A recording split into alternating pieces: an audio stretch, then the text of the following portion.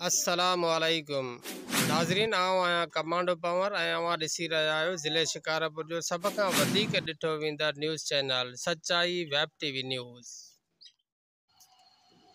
मदई जी PP office में PP तालका गढ़ी यासीन पारां पीपीअ जो 55 यौम तासीस पीपी तालका गढ़ी यासीन जे अॻुवाण आगा जावेद दुरानीअ जी अॻुवाणी में मल्हायो वियो।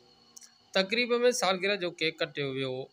अॻुवाणनि ख़िताब कंदे चयो त अॼोके ॾींहं ते शहीद ज़ुल्फ़िकार अली भुट्टो पीपल्स पार्टी जो क़याम रखी जमहूरियत जो नओं बाब शुरू कयो।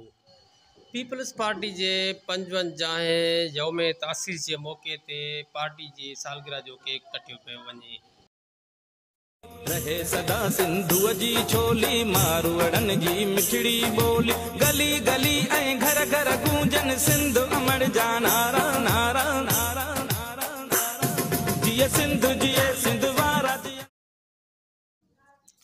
मदई जी शिकारपुर समेत सिंध पाकिस्तान तोड़े पूरी दुनिया में सिंधी सकाफ़ती ॾियारो जोश ऐं जज़्बे सां मल्हायो वियो।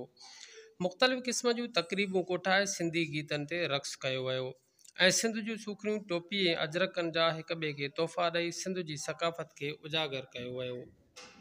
सिंधी माण्हू एकता ॾींहं खे क़ौमी ईद वांगुरु मल्हाईंदा आहिनि।